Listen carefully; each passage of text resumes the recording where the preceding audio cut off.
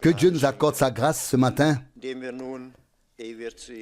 avant de regarder à lui et de lui dire merci pour sa grâce et pour sa parole qu'il nous a laissée. Je voudrais lire une parole de l'évangile de Jean, une parole que nous connaissons bien. Nous la connaissons tous déjà par cœur, mais je voudrais quand même la lire. Évangile selon Jean, chapitre 3, que nous connaissons bien. Or, il y avait parmi les pharisiens un homme du nom de Nicodème, Jean 3, verset 1, membre du grand conseil des Juifs. Celui-ci vint trouver Jésus de nuit et lui dit, Rabbi, nous savons que tu es venu de Dieu en tant que docteur, car personne ne peut faire des miracles comme ceux que tu fais si Dieu n'est pas avec lui. Jésus lui répondit, en vérité, je te le dis, si un homme ne naît d'en haut,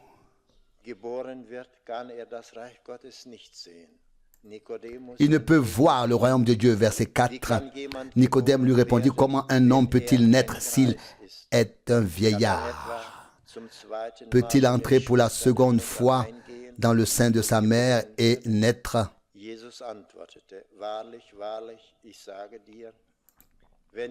Verset 5, Jésus répondit, en vérité, je te le dis, si un homme ne naît d'en haut, ne naît d'eau et d'esprit, il ne peut entrer dans le royaume de Dieu.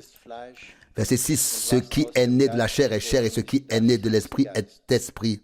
Verset 7, ne t'étonne pas que je t'ai dit, il faut que vous naissiez d'en haut.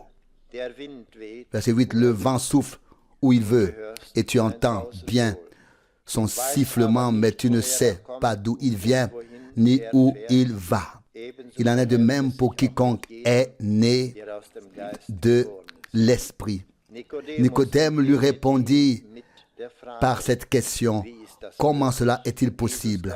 Verset 10, Jésus lui répondit, tu es un enseignant d'Israël et tu ne comprends pas cela? Verset 11, en vérité, je te le dis, nous disons ce que nous savons, nous rendons témoignage de ce que nous avons vu, et pourtant vous ne recevez pas notre témoignage. Verset 12, si je vous ai parlé des choses terrestres et que vous ne croyez pas, comment croirez-vous quand je vous parlerai des choses célestes? Verset 13, et personne n'est monté au ciel si ce n'est celui qui est descendu du ciel, c'est-à-dire le Fils de l'homme qui est dans le ciel. Et comme Moïse, verset 14, éleva le serpent dans le désert, il faut de même que le Fils de l'homme soit élevé. Verset 15, afin que tous ceux qui croient en lui aient en lui la vie éternelle. Verset 16, car Dieu a tant aimé le monde qu'il a donné son Fils engendré de lui, afin que quiconque croit en lui ne périsse point, mais qu'il ait la vie éternelle. Verset 17. Car Dieu n'a pas envoyé son Fils dans le monde pour qu'il juge le monde, mais pour que le monde soit sauvé par lui. Verset 18. Celui qui croit en lui n'est pas jugé. Celui qui ne croit pas en lui est déjà jugé parce qu'il n'a pas cru au nom du Fils engendré de Dieu. Verset 19. Or, le jugement consiste en ce que la lumière est venue dans le monde et que les hommes ont aimé les ténèbres plus que la lumière parce que toutes leurs actions étaient mauvaises. Verset 20. Car tout homme qui fait des choses vaines est la lumière et ne vient pas à la lumière de peur que toutes ses actions ne soient mises à nu. Verset 21. Mais celui qui agit selon la vérité vient à la lumière afin que ses œuvres soient manifestées parce qu'elles sont faites en Dieu. Jusqu'ici, cette parole précieuse et sainte. Il est à la fois étrange et merveilleux de voir comment Jésus s'est adressé ici à Nicodème. Hier soir, nous avons entendu dans la prédication qui nous a été traduite comment notre frère s'était comporté là-bas. Il entendait le vent, il entendait le grondement, il entendait les mouvements dans la forêt et il ne savait pas ce qu'on allait lui dire. Ici, nous voyons notre Seigneur et Sauveur dit à Nicodème, tu entends bien le vent dehors, tu sais bien comment il agit, mais tu ne sais pas d'où il vient ni où il va. Et il en va de même avec l'Esprit de Dieu. Il souffle où il veut, et il va où il veut, et il agit en qui il veut. Il l'a appelé, il lui a indiqué comment il pouvait parvenir à ce en quoi il croyait. Nous l'avons entendu, il est venu à lui pendant la nuit et lui a dit ou lui a délivré le témoignage. Il a dit au Seigneur, les signes miraculeux que tu fais, que tu accomplis, nul ne peut les accomplir si ce n'est que Dieu soit avec lui. Mais nous voyons que le Seigneur, notre Maître, notre Dieu et Sauveur, qui nous a rachetés et délivrés et libérés, lui a-t-il donné une réponse? Absolument pas. Mais il l'a plutôt orienté vers ce qui compte maintenant. Il lui a montré le chemin qu'il devait suivre sans répondre à ce qu'il disait. Il lui a montré le joyau qui lui a été offert en lui, en Jésus-Christ. En Jésus-Christ. Il devait naître de nouveau. Il devait devenir une nouvelle créature. Il devait venir à Dieu afin que Dieu puisse le changer, le transformer. Et je crois pouvoir dire, le Seigneur nous parle aujourd'hui par cette parole, à toi, à moi. Il veut nous transformer. Il veut faire de nous une nouvelle création. Quelque chose qui lui serve à sa gloire et à sa louange, comme nous l'avons entendu hier soir. Un cœur nouveau, un esprit nouveau, afin que l'Esprit de Dieu puisse entrer en nous et que nous puissions le servir, l'adorer et le louer. Que Dieu nous accorde sa grâce afin que nous puissions lever les yeux vers lui ce matin. Puisse-t-il nous aider à ouvrir nos cœur, afin qu'il puisse les renouveler, qu'il puisse faire de nous des vases à sa gloire et à sa louange. Qu'il en soit remercié. Nous voulons l'adorer. Et je voudrais dire, chacun devrait le faire, que ce soit ensemble, maintenant ou individuellement. Une chose est nécessaire pour nous tous. Si nous nous appelons enfants de Dieu, nous ne voulons pas et ne devons pas rester muets, mais nous devrions ouvrir notre bouche. Nous qui sommes parents, nous savons que lorsque nos enfants ne font pas de bruit, nous sommes tristes, nous nous inquiétons pour eux. Mais s'ils émettent des sons et s'ils commencent à babiller, notre cœur se réjouit, notre esprit se réjouit. Et c'est encore plus vrai lorsque notre Dieu nous entend, lorsque nous levons les yeux vers lui, oui, lorsque nous le prions, l'invoquons. Et même si ce n'est que dans des sons inarticulés, il sait ce que nous demandons. Faisons-le maintenant. Je voudrais dire que certains frères prient et implorent notre Seigneur, puis nous prierons ensemble. Levons-nous. Nous venons encore ensemble devant ta face en cette heure, ô Dieu. Nous ouvrons la bouche vers toi, le vivant et le véritable, ô Seigneur. Toi qui nous as créés, ô Seigneur, toi qui nous as rachetés avant la fondation du monde. Tu nous as destinés, ô Dieu, à être à toi. Ô Seigneur, merci à toi. Nous te remercions, ô Dieu, pour ta parole sainte. Nous te remercions pour ta présence sainte, ô Seigneur. Nous te remercions pour ton merveilleux Saint-Esprit, ô Seigneur, que tu as répandu sur toute chair, ô Seigneur. Accorde-nous ta grâce, ô Seigneur, afin que nous ouvrions, ô Dieu du ciel,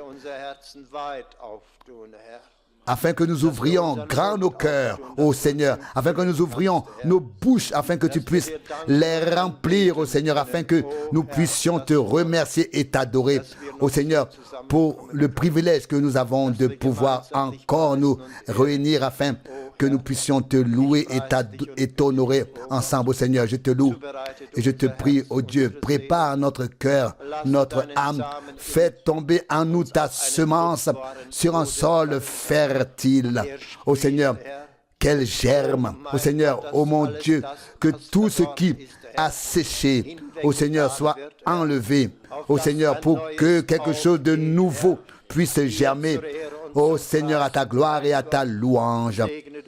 Mon Dieu, bénis-nous, ô Seigneur, bénis les lèvres et oins-les, ô Seigneur, par lesquelles tu veux parler,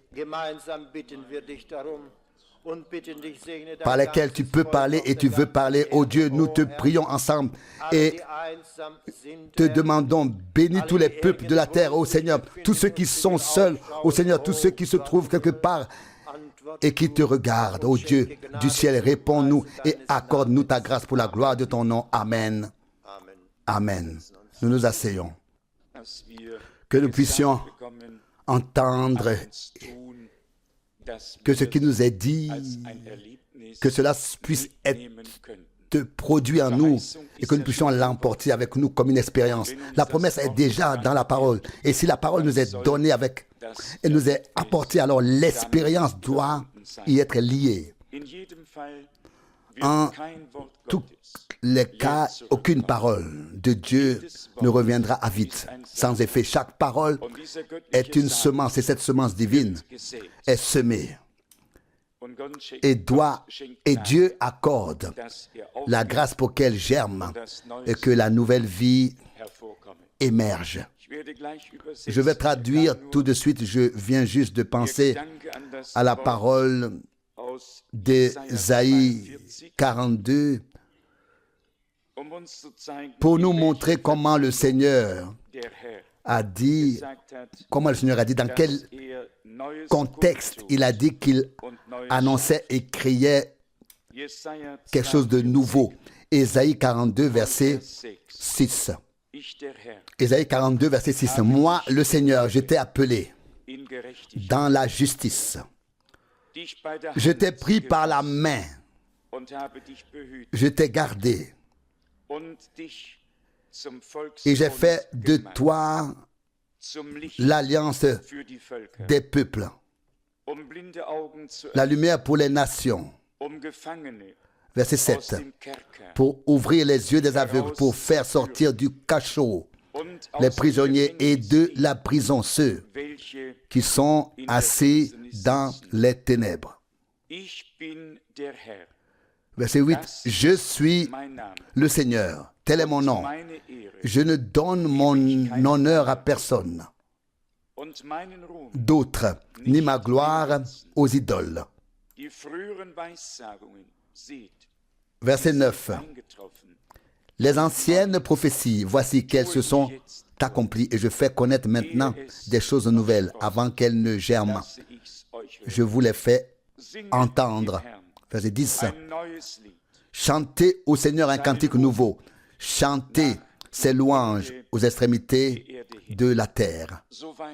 Jusqu'ici, cette précieuse parole de Dieu. Pour tous ceux qui n'étaient pas là hier soir, je voudrais juste dire que nous avons lu Ézéchiel 36, verset 26 et verset 27. Ézéchiel 36, verset 26 et 27.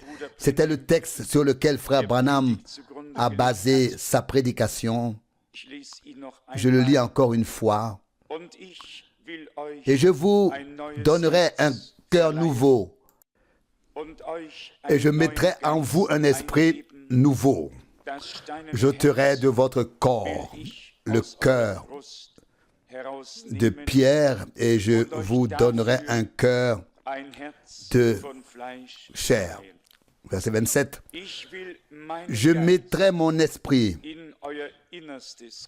en vous et je ferai de vous des hommes qui marchent selon mes lois et qui gardent et pratiquent mes commandements.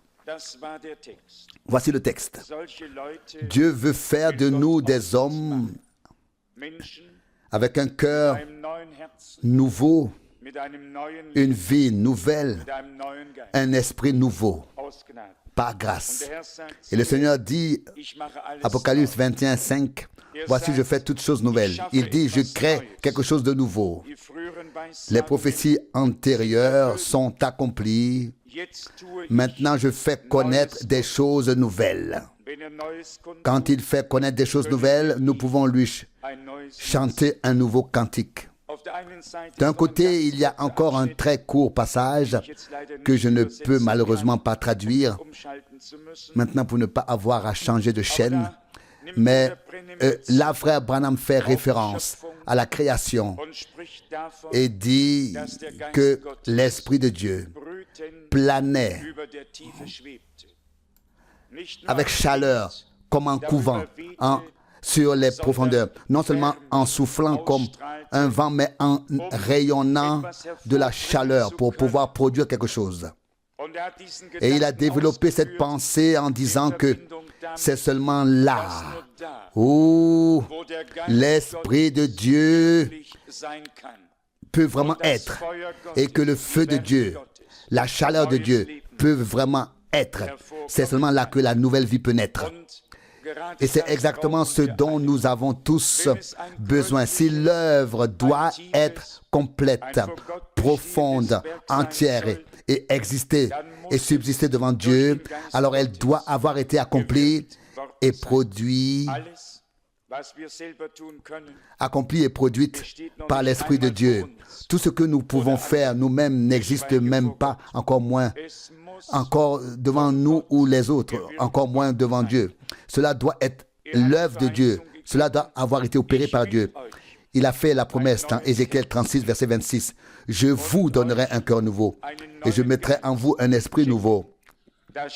J'ôterai de votre poitrine le cœur de pierre et je vous donnerai un cœur de chair. » Que Dieu fasse agir sa parole, son esprit et la puissance de son sang, afin que ce qui lui est agréable se produise en nous et à travers nous, afin que nous puissions témoigner en vérité. Selon 2 Corinthiens 5, verset 17, les choses anciennes sont passées, ont disparu. Voici que toutes choses sont devenues nouvelles. Comme nous l'avons entendu hier soir, on ne met pas du vin nouveau dans de vieilles outres, car elles éclatent, mais on met du vin nouveau dans des outres neuves. Marc 2, 22. Ce n'est pas nous qui y arriverons, mais il a déjà prouvé que c'est possible, que c'est faisable. Par Golgotha, nous avons donc lu ici qu'il a fait une nouvelle alliance, qu'il est devenu la lumière des païens pour ouvrir les yeux des aveugles, pour faire sortir de prison les prisonniers et de la prison ceux qui sont dans les ténèbres. Cher cœur, accepte-le aujourd'hui dans la foi. Accepte-le comme une parole de Dieu dans ton cœur et dis, Seigneur, c'est ainsi. Tu m'as fait sortir. Tu as ouvert mes yeux. Tu as fait sauter la prison. Tu as enlevé les ténèbres et tu as donné la lumière par grâce. Dans Ésaïe 42, verset 9, les prophéties anciennes, voyez, elles se sont accomplies et maintenant j'annonce de nouvelles choses avant qu'elles ne germent. Je vous les fais entendre. Chaque fois que quelque chose de nouveau devait se produire, Dieu a toujours fait référence à ce qui s'était déjà produit et a annoncé de nouvelles choses afin que nous puissions être fortifiés dans la foi. Et si Dieu n'avait encore rien fait, nous ne saurions pas exactement à quoi nous en tenir. Mais Dieu a fait de grandes choses. Dieu a beaucoup fait pour son peuple Israël à l'époque des prophètes et surtout depuis le début de l'Église du Nouveau Testament. Il a aussi ouvert nos yeux par grâce. Il nous a donné un cœur nouveau par grâce, un esprit nouveau. Mais nous témoignons avec une foi inébranlable qu'il l'a fait pour nous et en nous. Et s'il y a encore quelqu'un ici qui ne peut pas le dire avec conviction, saisissez l'occasion et dites-le au Seigneur. Que cela se produise aujourd'hui. Nous ne voulons plus de réunions où la parole de Dieu est prêchée sans que cela n'ait d'effet, mais des services divins où le Seigneur peut rendre sa parole si vivante, si puissante, parce que nous l'avons reçue avec foi et confiance. Il dit du peuple d'Israël, il est dit du peuple d'Israël dans Hébreux 4, verset 2, la prédication ne les a pas aidés, ne leur a servi à rien, parce qu'ils ne l'avaient pas reçu avec foi. Nous devons recevoir la parole de Dieu dans la foi en l'œuvre accomplie sur la croix à Golgotha et laisser sa parole nous atteindre toujours à travers et au-delà de Golgotha. Et nous savons alors que toutes les promesses de Dieu sont oui et amen.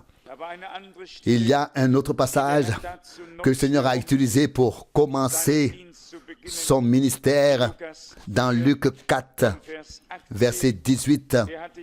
Il avait lu le rouleau du prophète Ésaïe et puis il est écrit ici où a commencé à lire et au verset 18, Luc 4, verset 18, il est écrit « L'Esprit du Seigneur est sur moi » ou alors se repose sur moi, parce qu'il m'a oint pour annoncer le message joyeux aux pauvres. Il m'a envoyé pour proclamer aux captifs la délivrance et aux aveugles le recouvrement de la vue, pour envoyer libres les opprimés. Verset 19, pour publier une année de grâce du Seigneur. Quelle parole merveilleuse! Elle était dans le prophète Ésaïe depuis des centaines d'années. Soudain, celui par qui elle s'est accomplie s'est présenté, a pris l'écriture et a pu ensuite dire « Aujourd'hui, cette écriture s'accomplit sous vos yeux. Aujourd'hui, cette parole est devenue réalité. À partir d'aujourd'hui, vous pouvez vivre, expérimenter ce qui a été écrit il y a des centaines d'années. Cela vous appartient maintenant. Quelle grâce de la part de notre Dieu. Acceptons ça. Acceptons-la. Asseyons-nous avec sérieux sous la parole de Dieu et disons, Seigneur, nous écoutons, nous croyons, nous acceptons et nous voulons te voir, te vivre. Vraiment, que l'Esprit de Dieu pourrait se poser, se reposer, qu'une chaleur se dégagerait et quelque chose de divin, voire une nouvelle vie pourrait naître par grâce. Et où cela va-t-il se produire? Nous avons entendu cela hier soir de manière si belle. Les vieux arbres étaient complètement desséchés, sans vie, sans écorce. Il n'y avait rien. Mais les vieux arbres avaient auparavant des graines. De la semence et la graine, la semence est tombée dans la terre et la graine a germé et une nouvelle forêt est apparue. C'est exactement la même chose aujourd'hui. Même si tout autour de nous est desséché, Dieu a accordé sa grâce. La graine est tombée dans nos cœurs. Elle n'a plus qu'à être touchée par la lumière du soleil et humidifiée par la pluie de l'Esprit pour mourir. Nous devons mourir. Il est écrit dans l'Évangile selon Jean 12, verset 24. Si le grain de blé tombe en terre et ne meurt pas, il reste seul. Mais s'il meurt, il porte beaucoup de fruits. Nous devons donner notre vie dans la mort, afin que le Seigneur puisse la faire naître de nouveau. Qu'il nous bénisse maintenant pendant que nous traduisons encore la deuxième partie de la prédication. Mais soyons attentifs, s'il vous plaît.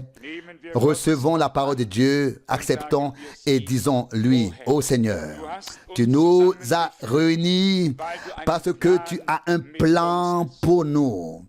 Et nous voulons nous laisser intégrer dans ce plan. Ayons sous les yeux Golgotha, comme le cantique le chante.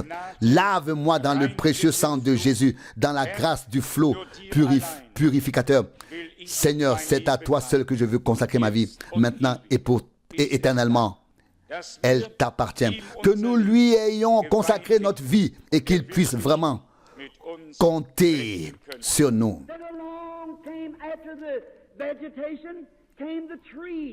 Début de la traduction.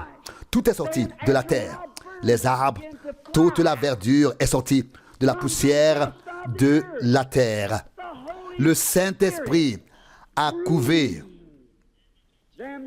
au-dessus des profondeurs. Et puis, tout est sorti. Puis la vie animale est sortie. Le Saint-Esprit planait au-dessus de tout. Que s'est-il passé ensuite? Puis la vie humaine est apparue.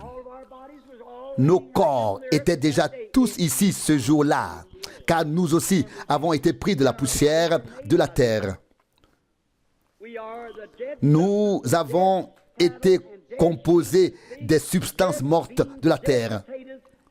Voyez, tout ce que nous mangeons est mort. Par exemple, le blé que nous mangeons ou le pain. Si nous mangeons un steak, l'animal est mort avant. Nous vivons parce que quelque chose est mort. Si vous ne mangiez pas de la viande morte, vous ne pourriez pas vivre. Voyez, nous ne pouvons vivre que parce que quelque chose est mort pour nous. Si nous mangeons du poisson, le poisson meurt. Si nous mangeons du bœuf, le bœuf meurt. Et quoi que nous mangions, quelque chose meurt avant que nous puissions le manger. Et alors la vie naît en nous. Voyez, si quelque chose doit mourir pour que nous puissions vivre physiquement, qu'en est-il de notre âme immortelle? Alors quelque chose devait mourir pour qu'elle puisse vivre éternellement. Voyez, en lui, nous avons la vie éternelle. Nous avons la vie éternelle. Eh bien, je voudrais que vous compreniez, pendant que nous continuons à examiner cela, le Saint-Esprit descend, il plane au-dessus de l'humanité. Voyez, Dieu a d'abord créé l'homme, puis il a créé la femme. D'abord, l'homme, je ne veux pas entrer dans le sujet. Elle est un sous-produit de l'homme. Eh bien, lorsqu'elle est entrée dans la composition, c'était la plus belle femme sur terre. Je vois ses longs cheveux qui pendent. Et disons, dans une représentation, ses cheveux étaient blonds, ses yeux si bleus qu'on aurait dit que les étoiles ne scintillaient pas. La plus belle chose qu'Adam pouvait avoir, rien de vulgaire. Tout était pur. Et peut-être qu'elle a dit, Adam, le vent me dérange un peu. Il a juste levé la main, dit un peu plus doucement, et c'est arrivé. Il n'avait pas du tout peur. Ils avaient été placés au-dessus de tout. Il pouvait appeler le lion et dire, viens, puis le caresser. Et le lion le suivait alors, comme un chaton vous suivrait. Un petit chat. Puis un tigre est arrivé et il lui a aussi parlé. Puis le mouton est venu avec lui. Et il ne s'est rien passé. Tout le monde était en paix. Mais le soir, alors que le soleil se couchait, il a dit, chérie, nous devons maintenant faire notre heure de prière. Nous devons adorer. Ce n'était pas une dénomination, une confession, mais dans une belle pièce, là dans le jardin. Et ils s'assirent, le Père descendit, et sa lumière majestueuse le précédait déjà. Il descendit de plus en plus bas et vint vers eux. Et je l'entendis dire, « Les enfants, avez-vous passé une bonne journée aujourd'hui? Je suis venu vous donner le baiser du soir. » Il les embrassa tous les deux, leva les mains au-dessus d'eux et s'éloigna. Et Adam tendit le bras et dit, « Allonge-toi dessus, c'est ton oreiller, ma chérie. » Il n'y avait rien qui puisse leur faire du mal ou leur nuire. Tout était paisible, tout était béni. Le Père avait pourvu à tout. Mais ensuite le péché est venu et a tout gâché. Oui, mais nous étions déjà là. Eh bien, vous les femmes qui accueillez le germe de la vie pour le faire éclore, vous êtes destinés à cela. Laissez-moi vous dire, ce n'était pas une pomme dans le jardin d'Éden qui a apporté le malheur. Non, voyez-vous, la femme a péché, l'homme n'a pas péché. À l'inverse, l'homme a péché. L'homme a péché, mais la femme a été séduite. Adam n'avait pas été séduit. Il savait exactement ce qu'il faisait, mais Ève pensait qu'elle agissait correctement. Elle voulait plus de lumière, une nouvelle lumière, de nouvelles connaissances. Voici la Bible. Et c'est à cela que vous devez vous tenir. Eh bien, elle a dit, mais Dieu a dit. Et puis le serpent est venu et a dit, Dieu aurait-il vraiment dit cela? Et il l'a entraînée, il l'a séduite. Mais Adam l'a fait en connaissance de cause, consciemment. Et c'était une allégorie du Christ qui n'a pas commis de péché, mais qui a été fait péché pour nous. Voyez, il a dit dans Jean 10, verset 18, « J'ai le pouvoir de donner ma vie et de la reprendre. » Et il a pris nos transgressions sur lui pour nous rendre la justice de Dieu. Eh bien, mes amis, c'est merveilleux. S'il a fallu que le Saint-Esprit plane au-dessus de la terre, comme un couvent, en émettant de la chaleur, pour que tout germe, afin que tout soit créé, que nous soyons créés, nous aussi, et que nous soyons créés ainsi, nous sommes ce que nous sommes. On ne nous a pas demandé si nous voulions exister ou pas. Dieu, dans sa préscience, savait exactement que nous serions ici. Et il nous a fait tels que nous sommes. Nous n'avons pas eu notre mot à dire. Et il en sera de même lors de la résurrection. Il le fera. Tous les éléments qui composent le corps seront assemblés. Les quatre vents de la terre se mettront en mouvement. Et la résurrection aura lieu au dernier jour. Et comment reviendrons-nous? Alors, nous serons de jeunes hommes, de jeunes femmes. Et nous dirons, notre merveilleux Père. Voyez? Mais vous pouvez faire votre choix. Vous pouvez l'accepter ou le refuser. Voyez, vous êtes assemblés à partir des éléments de ce monde. C'est ainsi que vous avez été créés. Mais maintenant, vous devez décider si vous voulez la vie éternelle ou non. Il savait qui vous étiez, ce que vous étiez, quel serait votre nom. Voyez, et le Saint-Esprit est ici. Il est présent. Il couve sur nous. Nous avons certes été pris extérieurement de la poussière, de la terre, mais quelque chose a été déposé en nous, à savoir la vie éternelle. Il a fait naître. Votre pensée rationnelle, intellectuelle ne le fera pas. Non, elle est totalement rejetée par Dieu. Vos dénominations n'ont rien à dire devant Dieu. Non. Et votre théologie non plus. Non. Il faut que le Saint-Esprit descende pour vous amener en communion avec Dieu et vous donner la vie éternelle afin que vous puissiez être ressuscités au dernier jour. À moins que quelqu'un ne naisse de nouveau, il ne peut pas voir le royaume de Dieu. Vous voyez ça, mes amis? Votre intelligence n'a rien à voir là-dedans. Si vous dites, j'ai reçu l'esprit, j'ai parlé en langue, et ainsi de suite. Mais ce n'est pas encore ça. J'ai aussi entendu des démons parler en langue, des sorciers aussi, mais aussi le Saint-Esprit. Qu'est-ce que l'injustice? La justice, c'est la justice inversée, pervertie. Bien sûr, le diable a toujours quelque chose à imiter. Qu'est-ce qu'un devin dans la rue? C'est un prophète tordu, perverti. Voyez, le diable ne peut que prendre quelque chose et le déformer. Mais nous avons été éduqués, instruits contre ces choses et nous savons ce qu'elles sont. Mais si nous sommes maintenant instruits dans la Bible, alors le Saint-Esprit vient et nous intègre dans l'Église, dans le corps. Écoutez, si vous ne voulez pas accepter le Christ, le monde vous prendra. Vous devez prendre la décision. Vous ne pouvez pas sortir en restant la même personne. Non, le Saint-Esprit est présent. Il couvre, il appelle, il agit. Et s'il pouvait seulement enlever le cœur de Pierre, il dit, je vous donnerai un cœur nouveau. Et je vous donnerai un esprit nouveau. Et alors, j'entrerai moi-même. Qu'est-ce que c'est? Puis, il vient, comme avec un véhicule à chenilles ou un bulldozer pour tout aplanir, pour créer un chemin praticable.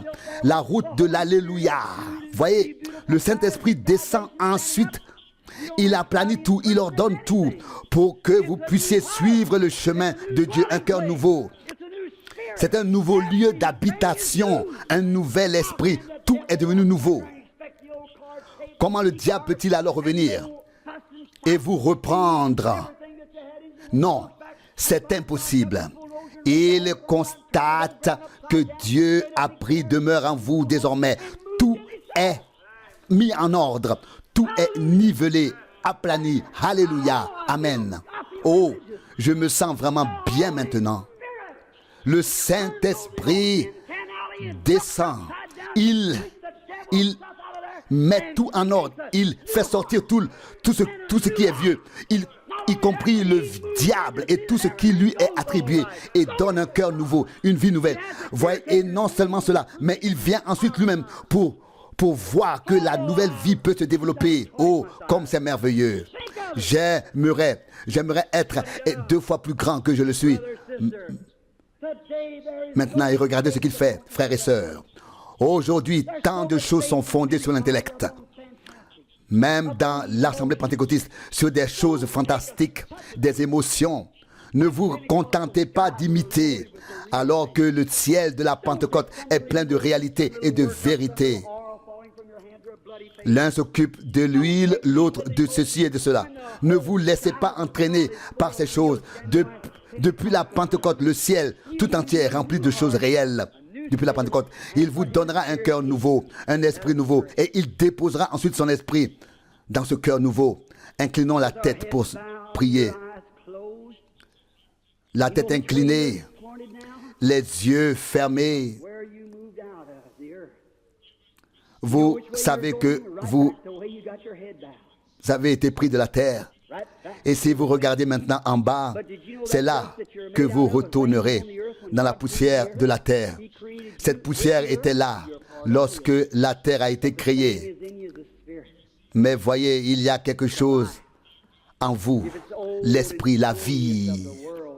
L'ancien, le rocailleux du monde, le cœur pierreux du monde a été enlevé. Voulez-vous un cœur nouveau? Voulez-vous un esprit nouveau? Voulez-vous que son esprit ensuite entre en vous réellement pour pouvoir ensuite agir à travers vous, se déployer à travers vous, se manifester? Il plane au-dessus de vous. Maintenant, il veut vous donner un cœur nouveau. Je me tiens ici, ne sachant que faire. Que dire? Oh Jésus, mon Seigneur, tu es présent. Voyez, si vous voulez prendre part à la résurrection, il faut qu'il y ait en vous quelque chose qui vous fasse entrer dans la résurrection, qui vous prend dans la résurrection. Y a-t-il ici quelqu'un qui veuille lever les mains, quelques-uns qui veuillent lever les mains parce qu'il veut venir à Christ? Veillez répondre à son appel. Vous souhaitez recevoir l'Esprit de Dieu dans votre esprit et tout lui confier. Vous souhaitez être chrétien, servir le Seigneur et le suivre. Que Dieu te bénisse, que Dieu te bénisse. Là aussi, là-bas, que Dieu te bénisse. Que Dieu te bénisse, monsieur. Dieu vous connaît tous. Levez tous les mains. Dieu savait que nous serions sur terre. Il connaissait chaque fleur, chaque mouche, tout.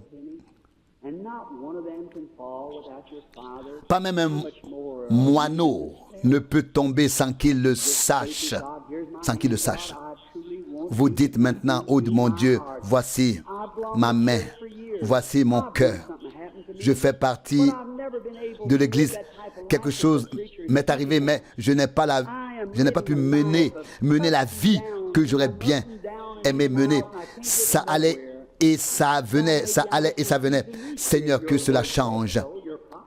Eh bien, ta parole dit que tu nous donneras ton esprit. Mets-le dans notre esprit. Vous dites, telle ou telle chose s'est produite et je n'ai pas réussi, etc. C'est vrai. C'est ainsi que l'homme est fait. Peut-être dites-vous, frère Branham, j'ai parlé en langue, j'ai prophétisé. Eh bien, pour l'instant, je n'en parle pas. Beaucoup viendront ce jour-là et diront, Seigneur, n'avons-nous pas fait tout cela en ton nom? Il s'agit d'un cœur nouveau, d'un esprit nouveau, premièrement. Maintenant, Christ est proche de vous. Ne le sentez-vous pas? Quelles que soient les choses que vous rencontrez, vous aimez le Seigneur.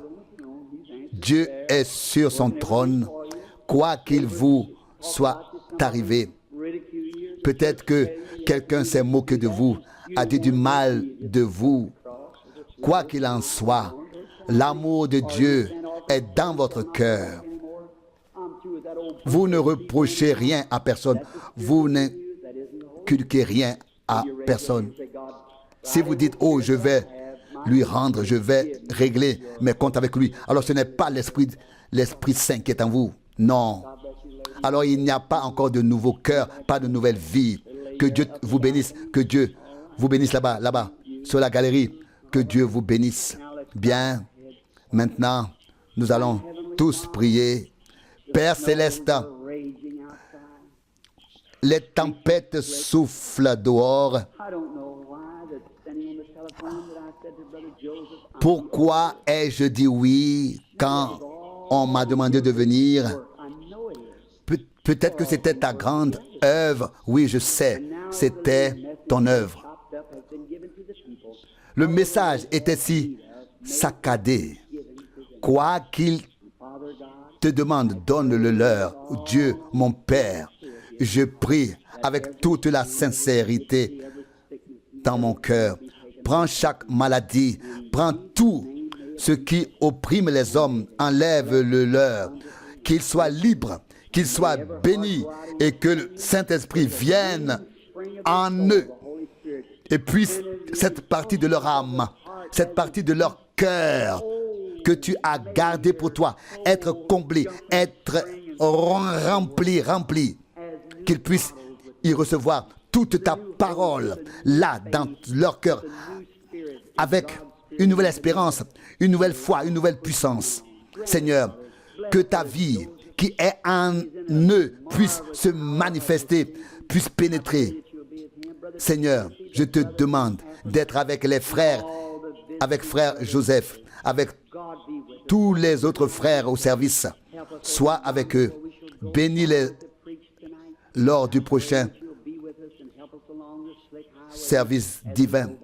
Et Seigneur, je te demande d'être avec moi, d'être avec nous tous alors que nous avançons sur notre chemin et que ton Saint-Esprit soit en nous tous. Amen. Je l'aime. Oh, je l'aime. Je veux le voir. C'est le désir le plus profond de mon cœur que de voir mon Seigneur Jésus bien-aimé. Est-ce votre désir, Église de Dieu, qu'il partage ses bénédictions avec vous? Il a dit dans Matthieu 28, 18, « Tout pouvoir m'a été donné dans le ciel et sur la terre. Tout ce qui était en Dieu s'est déversé en Christ. Et tout ce qui était en Christ, il a déversé dans l'Église. Oh, mettez de côté toutes les autres choses. Recevez un cœur nouveau, un esprit nouveau. Je vous aime. Vous êtes des gens bien. Je ne peux pas rester plus longtemps avec vous. Je dois continuer mon chemin. Mais je prie pour que Dieu vous bénisse, qu'il soit avec vous. Oui, que Dieu vous bénisse jusqu'à ce que nous nous revoyons. Je dois admettre que toutes ces paroles m'ont profondément touché, ont pénétré profondément mon âme. Je l'ai déjà dit hier soir. Nous avons entendu la parole de Dieu pendant toutes ces années. Nous y avons cru de tout notre cœur. Et maintenant, nous avons un très grand désir que cette parole soit confirmée, que Dieu reçoive ce qui lui revient de plein droit. Nous avons entendu à maintes reprises que le Seigneur nous rendra tout, rétablira tout, restaurera tout, et que, comme l'a prophétisé le prophète Joël, la plénitude sera là. Il n'y aura plus de pénurie. Joël 2, 26, un compositeur de chansons chante ainsi: l'abondance est là, dans le flot de grâce de Golgotha. Nous ne voulons pas n'importe quoi, nous voulons ce que Dieu a donné à son Église, ce qui nous appartient de droit par Golgotha, ce qui nous revient, ce qui a été volé entre-temps à l'Église du Nouveau Testament, ce qu'elle avait au commencement. C'est ce que nous voulons maintenant à la fin. Et c'est l'une des principales promesses dans ce message divin auquel nous croyons. Le Seigneur dit dans Joël 2, 25, « Je vais rétablir. » Nous l'avons lu assez souvent dans les Actes des Apôtres 3, 20 et 21. Jésus-Christ attend dans le ciel le temps où tout ce que Dieu a annoncé par la bouche de ses prophètes depuis les temps anciens soit accompli. Cela doit devenir réalité. Mais si nous attendons maintenant la pluie de l'avant et de l'arrière-saison, comme ils ont autrefois attendu la pluie de l'avant-saison, il faut maintenant déjà que nos cœurs soient renouvelés. Notre esprit, nos pensées, nos sentiments doivent être renouvelés. Notre vie, peut-être était-ce aussi ce que cela signifiait. En anglais, c'est parfois un peu compliqué, mais Dieu veut nous accorder par grâce les sentiments de Jésus-Christ, les pensées, les sentiments, car c'est ainsi qu'il est écrit, Philippiens 2, 5, que chacun ait les mêmes dispositions, les mêmes sentiments que Jésus-Christ.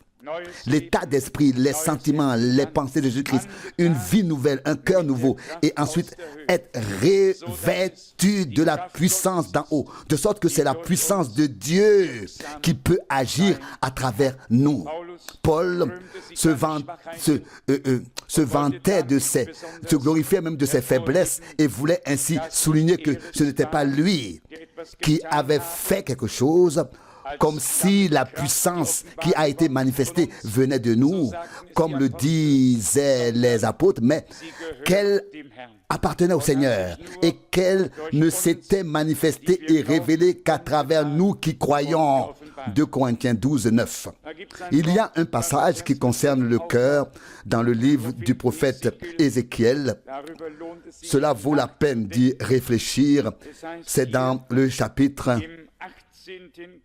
18, Ézéchiel chapitre 18, à partir du verset 30. C'est pourquoi je vous jugerai, chacun selon ses voies, maison d'Israël, dit Dieu le Seigneur. Revenez et détournez-vous de toutes vos transgressions, afin que l'iniquité ne cause pas votre ruine, en vous rendant coupable. Verset 31. Rejetez toutes les transgressions par lesquelles vous avez péché contre moi, et créez-vous un cœur nouveau et un esprit nouveau. Pourquoi? Car pourquoi voulez-vous mourir, maison d'Israël? C'est étrange. Dans un passage de la Bible, il est dit, je vous donnerai un cœur nouveau, je vous donnerai un esprit nouveau. Et ici, par la bouche du même prophète Ézéchiel, il est dit, créez-vous un cœur nouveau et un esprit nouveau.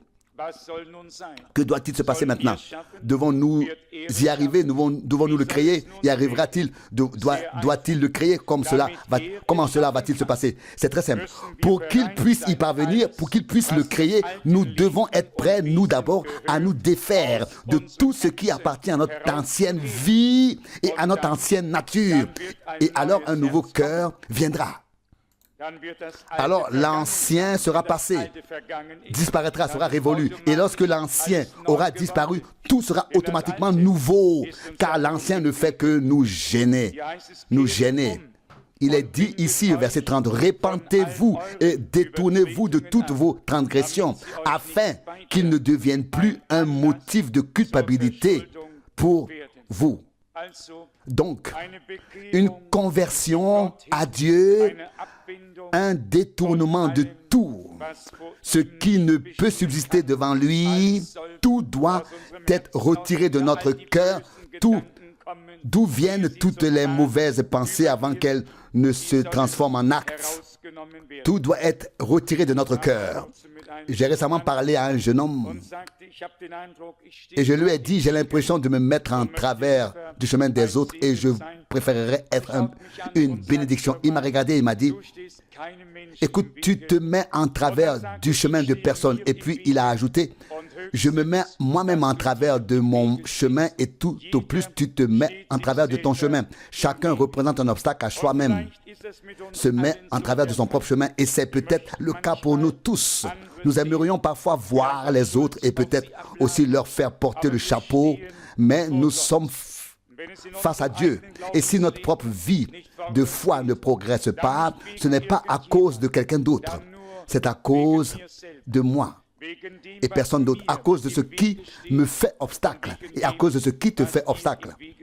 Et nous sommes ceux qui se font obstacle eux-mêmes, chacun pour soi. Et il est dit ici, au verset 31, rejetez donc toutes les transgressions par lesquelles vous avez péché contre moi et créez-vous un cœur nouveau et un esprit nouveau.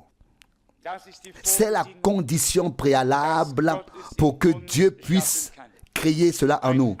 Se détourner des choses de l'ancien, des choses anciennes.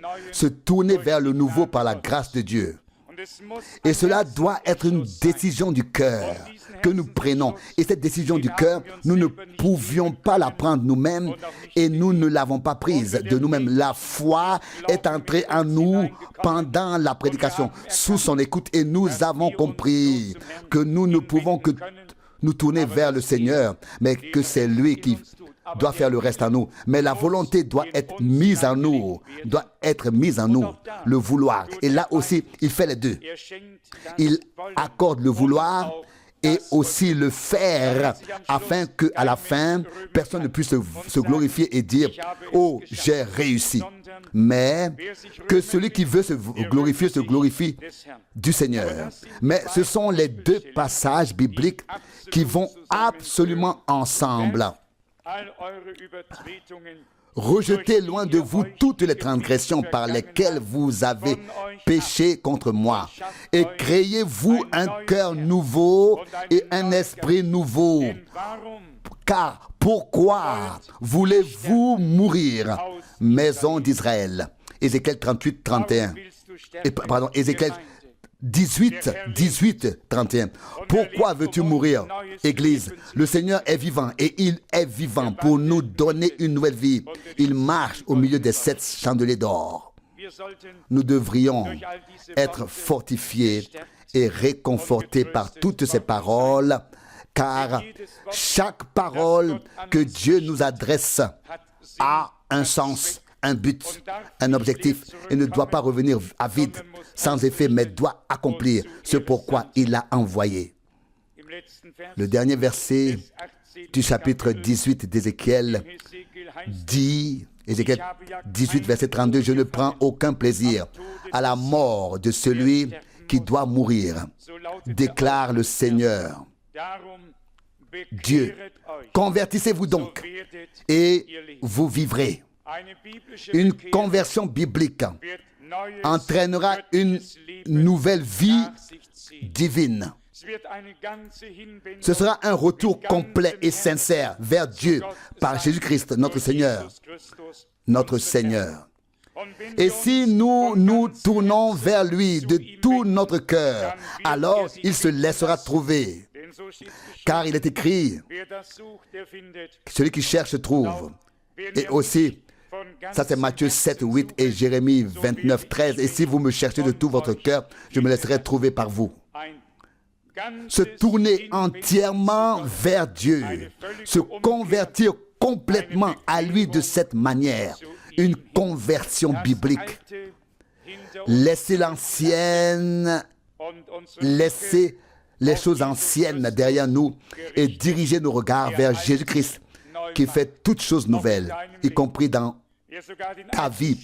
Il peut même réparer les anciens dégâts et nous donner un cœur et un esprit entièrement nouveau. Nous aspirons à cela et nous savons que ce qu'il a promis, il le tiendra certainement. Il nous donne ce dont nous avons besoin pour subsister devant lui.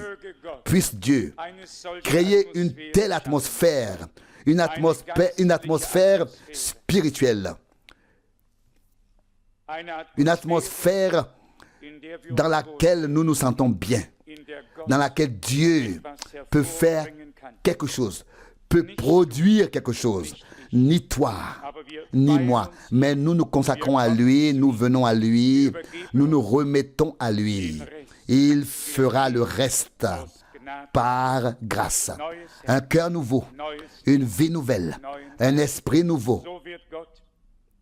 Et ainsi Dieu reviendra dans l'Église avec la puissance de l'Esprit pour une fois de plus ébranler le ciel et la terre et confirmer une fois de plus la parole comme étant vraie. Parfois, nous aimerions nous manifester publiquement, nous aimerions lancer le dernier appel, aller dans la rue, dans tous les peuples, toutes les langues et toutes les nations. Mais il doit y avoir plus qu'un simple appel avec des paroles. Dieu doit lui-même être derrière cela. Dieu doit témoigner de la parole de sa grâce, travailler avec eux, confirmant sa parole comme il a fait au commencement. Nous devons venir aux réunions, pas seulement pour écouter la parole, nous devons aussi porter en nous cette pensée de venir pour expérimenter Dieu, être béni par la bénédiction que Dieu nous a promise dans sa parole. Si nous venons seulement pour recevoir un enseignement, nous ne recevrons qu'un enseignement. Dieu ne peut agir qu'en fonction de notre foi. Le Seigneur a demandé à plusieurs reprises, crois-tu que je puisse te faire cela? Et puis cela s'est produit. Nous devons venir avec la foi nécessaire sous l'écoute de la parole de Dieu. non seulement pour écouter la parole, mais pour vivre et recevoir avec la certitude de la foi ce que Dieu nous a promis dans sa parole. Et si nous venons et prions sincèrement pour que le Seigneur se glorifie, alors il le fera aussi. Portons-nous tous dans notre cœur un profond désir qu'il puisse se glorifier. Est-ce vraiment le cas? Alors il le fera bientôt. Dans tous les cas, cela se produira avant le retour du Seigneur. Parce que nous ne savons pas combien de temps cela prendra encore, personne ne le sait. Nous pouvons nous y attendre tous les jours, mais personne ne peut dire quand cela se produira. Mais une chose est sûre, avant le retour du Seigneur, nous verrons à nouveau sa gloire. Mais nous aimerions la voir déjà aujourd'hui. Si tu crois aujourd'hui, tu peux la voir aujourd'hui. Il n'y a pas un seul cas où le Seigneur aurait dit aux hommes, si vous voulez voir la gloire de Dieu, revenez une autre fois, je vous la montrerai. Non. Dans tous les cas, que ce soit pour les malades, les pécheurs ou la résurrection de Lazare, il s'agissait partout au moment où le Seigneur était présent de croire qu'il était capable de faire ce qui était nécessaire au moment précis. Nous devons donc entrer dans la présence de Dieu pour voir la gloire de Dieu. Et le Seigneur était sans doute un peu contrarié lorsque Marthe a dit, Jean 11, 24, je sais qu'il ressuscitera au dernier jour. Elle voulait remettre cela au futur. Sa foi est allée dans le futur. Et le Seigneur a dit d'une voix claire, je suis la résurrection et la vie. Ton frère ressuscitera. Pas seulement au dernier jour, il ordonna que la pierre soit enlevée. Il était là et cela pouvait se produire. S'il est ici, cela peut se produire. Cela peut se produire maintenant avec toi et nous croyons qu'il est présent. Nous ne pouvons pas faire autrement car c'est ce qu'il a dit dans sa parole. Nous sommes réunis en son nom et il est présent. Il ne veut pas le faire demain, non, maintenant, à cet instant. À cet instant. Et j'ai l'impression que nous devrions prendre un peu de temps pour prier ensemble et pendant la prière, chercher et trouver la connexion avec Dieu et le prendre au mot afin qu'il puisse confirmer sa parole en nous. Levons-nous maintenant et prions ensemble. Peut-être pouvons-nous chanter d'abord le refrain tel que je suis, sans rien de moi. Tel que je suis, sans rien de moi.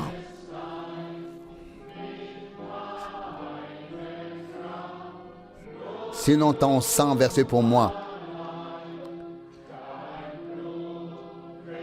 Ton sang me lave de mes péchés. Non pas ma force, mais la tienne. Ô agneau de Dieu, je viens. Je viens. Je viens. Je viens. Nous voulons ensemble adorer. Père céleste, nous te remercions de tout notre cœur pour ta parole précieuse et sainte. Nous te remercions de faire quelque chose de nouveau, non seulement pour nous et dans ton royaume, mais en nous et à travers nous. Tu veux te manifester, te révéler d'une manière toute nouvelle, confirmer à nouveau ta parole au Seigneur, faire naître à nouveau une nouvelle vie de résurrection. Ô Seigneur, nous te remercions pour ton immense grâce, pour ta parole, pour ta présence. Oh, viens, Esprit du Seigneur, viens, repose-toi, Dieu fidèle, sur nous, dans le Saint-Esprit, sur l'Église. Seigneur, nous avons reçu ta parole. Dieu fidèle, nous sommes rassemblés devant ta face. Fais maintenant le reste. Alléluia. Fais-le par la puissance de ton sang, de ta parole et de ton esprit. Fais que les signes suivent. Des signes les produisent et accompagnent la prédication de ta parole là où elle est proclamée. Seigneur, aie pitié maintenant de tous ceux qui sont dans la peine, dans les difficultés, dans les détresses et qui sont chargés de tous ceux qui sont dans le besoin. Ô Seigneur, qu'ils puissent maintenant saisir dans la foi ta main transpercée. Fidèle Seigneur, tu as tout accompli, tu nous as libérés, tu as mené la prison captive et nous as délivrés, libérés. Seigneur, nous te remercions. Ta lumière s'est levée sur nous dans les ténèbres. Fidèle Seigneur, nous sommes rassemblés devant ta face pour recevoir ce que tu nous as préparé. Fais-le par la puissance de ton sang. Fidèle Seigneur, baptise-nous du feu et de l'esprit. Ô fidèle Seigneur, accorde ta grâce pour que ton Église soit à nouveau équipée, revêtue. Ô Seigneur, que nous devenions un seul cœur, pour que nous devenions un seul cœur et une seule âme, qu'une atmosphère divine puisse être au milieu de nous, dans nos cœurs, dans nos vies. Ô Dieu fidèle, que ta parole devienne réalité, qu'elle s'accomplisse en nous et à travers nous. Confirme-la en nous et à travers nous. Donne-nous un cœur nouveau, un esprit nouveau, une nouvelle expérience réelle avec toi. Et remplis-nous de puissance et de ton esprit. Nous t'en remercions. Seigneur bien-aimé, nous sommes rassemblés ici devant ta face et nous ne pouvons repartir comme nous sommes venus. Maintenant nous croyons que tu as envoyé ta parole pour nous guérir, nous remettre sur le droit chemin, nous soigner, nous guérir, nous sauver, nous délivrer, nous libérer. Oui Seigneur, tu as envoyé ta parole dans toute sa diversité. Aujourd'hui encore, au cours de ce service divin, tu as eu une parole d'encouragement pour chacun d'entre nous. Même si tout ne s'applique pas à tous ou n'est pas vrai pour tous, tu as toujours quelque chose pour chacun. Et je t'en remercie. Qui pourrait venir en ta présence sans te rencontrer? Seigneur bien-aimé, alléluia, louange et gloire, honneur et adoration à ton saint nom. Toi le vainqueur de Golgotha. Alléluia. Tu as été fait alliance des peuples afin que ton salut s'étende jusqu'aux extrémités de la terre.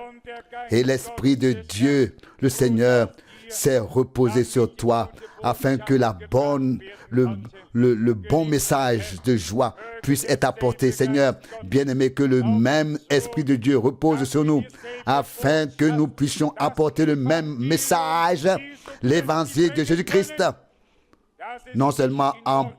pas seulement en parole, mais